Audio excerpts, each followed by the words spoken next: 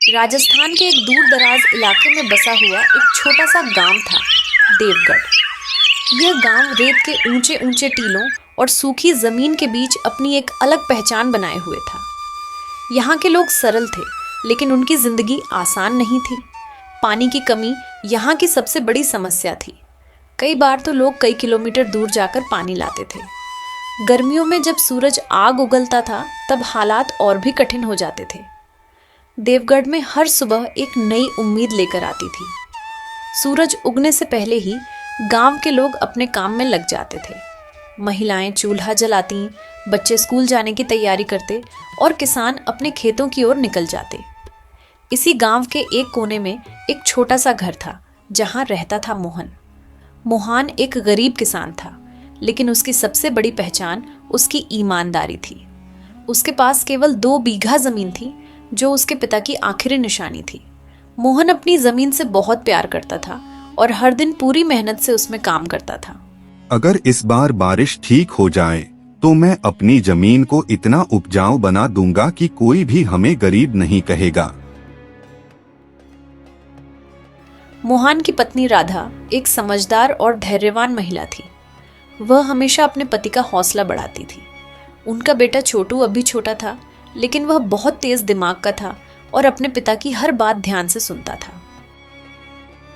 हमारे पास भले ही पैसा कम हो, लेकिन हमारे पास सच्चाई है, और यही सबसे बड़ी ताकत है। गांव का सरपंच तेजराम सिंह था। वह एक प्रभावशाली व्यक्ति था, लेकिन उसका दिल लालच से भरा हुआ था। वह हमेशा सोचता था कि कैसे वह गांव के लोगों की जमीन अपने नाम कर ले। इस बार अगर सूखा पड़ा तो आधा गांव खुद मेरे पास आ जाएगा। धीरे धीरे समय बीतता गया और बारिश ने गांव से मुंह मोड़ लिया। खेत सूखने लगे, लोगों की उम्मीदें टूटने लगीं। कई किसान कर्ज में डूब गए। अब तो भगवान ही सहारा है।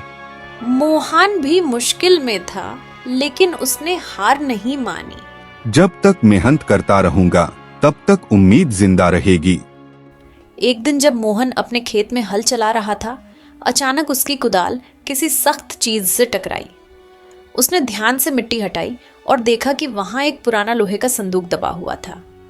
मोहन ने कांपते हाथों से उसे खोला और अंदर चमकता हुआ सोना और चांदी देखकर उसकी आंखें चौंधिया गईं। इतना सारा धन, ये तो हमारी जिंदगी बदल सकता है। वह संदूक लेकर घर आया और राधा को सब बताया। ये भगवान की परीक्षा है। अगर हम सही रास्ता चुनेंगे तो भगवान हमारा साथ देगा। मोहन ने पूरी रात सोचा। उसे अपने पिता की बातें याद आईं। बेटा, ईमानदारी कभी मत छोड़ना। मैं ये संदूक सरपंच को दे दूंगा। अगले दिन वह संदूक लेकर सरपंच तेजराम के पास पहुंचा। वाह मोहन, तुम तो बहुत ईमानदार निकले। ऐसे लोग आजकल कम ही मिलते हैं। लेकिन तेजराम के मन में लालच जाग चुका था। अब ये सोना मेरा है, कोई मुझसे छीन नहीं सकता। कुछ दिनों बाद तेजराम ने गांव में एक सभा बुलाई। ये संदूक अब गांव की संपत्ति है और इसका उपयोग मैं तय करूंगा। गांव वाले चुप रहे, लेकिन उन्हें कुछ अजीब लगा। छोटू ने सब कुछ देखा और समझ लिया। बाबा, सरपंच झूठ बोल रहा है। मोहन के मन में डर और सच्चाई के बीच लड़ाई शुरू हो गई। अगर मैंने सच बोला तो सरपंच दुश्मन बन जाएगा, लेकिन अगर नहीं बोला तो मैं खुद से नजर नहीं मिला पाऊंगा। पूरी रात मोहन सो नहीं पाया। उसकी आंखों के सामने उसके पिता का चेहरा घूमता रहा। अगले दिन गांव में पंचायत बुलाई गई। सभी लोग इकट्ठा हुए। ये संदूक मुझे मेरे खेत में मिला था और मैंने इसे सरपंच को सौंपा था, लेकिन इसका सच सबको पता होना चाहिए। गांव में सन्नाटा छा गया। ये सब झूठ है। मैंने देखा था, सरपंच झूठ बोल रहे हैं। गांव वालों ने तेजराम को सरपंच के पद से हटा दिया।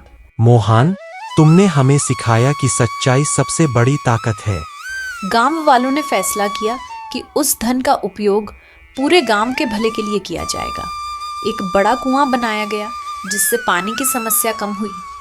स्कूल को सुधारा गया ताकि बच्चों को अच्छी शिक्षा मिल सके। धीरे धीरे देवगढ़ बदलने लगा। खेत फिर से हरे भरे होने लगे। लोगों के चेहरों पर मुस्कान लौट आई। मोहन अब भी पहले की तरह सादा जीवन जी रहा था, लेकिन गांव में उसका सम्मान बहुत बढ़ गया था। अगर हर इंसान मोहन जैसा हो जाए तो दुनिया बदल सकती है। समय बीतता गया।